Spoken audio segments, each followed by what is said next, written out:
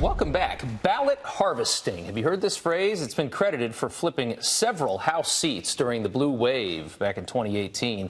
It is a method that has been banned in states like North Carolina, but then embraced in liberal California. Yeah, critics call it a legal form of voter fraud. So is it fair for either party to use in the 2020 race? Here to discuss is former Trump campaign director of data and strategy, Matt Braynard.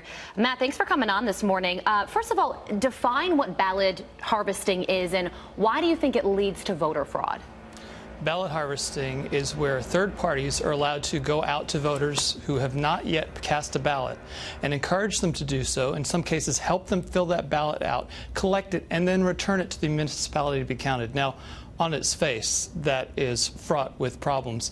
And if somebody was convicted in a criminal trial with evidence that had the same chain of custody problems as these ballots do, the left would be screaming for a mistrial. But they're enthusiastic about embracing this technique in states like California and anywhere else where they can get it legally enacted into law to help them deliver elections. And you think that there could be something screwy going on in the process between taking the ballot from the absentee voter and then delivering it? That if the people that are doing the harvesting, that are carrying it from one place to another, have an agenda, they could maybe lose some ballots that they don't like. Or perhaps help people fill out ballots that they do want filled out. I mean, it's not just voter fraud, but it also opens the door up for voter intimidation and vote buying.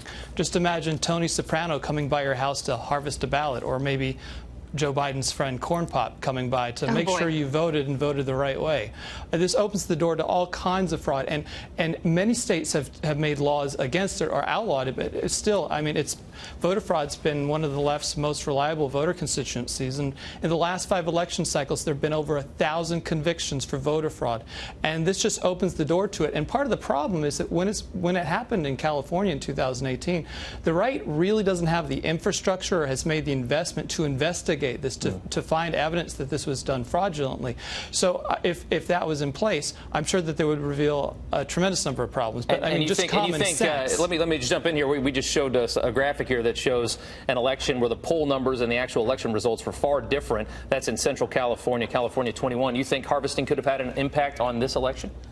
Well, I'm sure it did. And there were testimony in lesser media outlets talking about the fact that these left-wing volunteers were going out finding random people on the street, homeless in the middle of the night, and helping them fill out their ballots under the light of their cell phones. Yeah, that's so, great. you know, I wonder which way those people who maybe had no idea about who the candidates were, how they encouraged them on how to vote. This is not just a problem on the Democratic side. This is what happened in North Carolina, which is what led to the special election that occurred last week. And the argument in favor for ballot harvesting is it allows volunteers to drop off ballots for you, people that may not have family members or may be disabled, which is why it's legal in some states. Matt, thank you so much for joining us. We appreciate your insight. Happy to be here. Thank you. All right.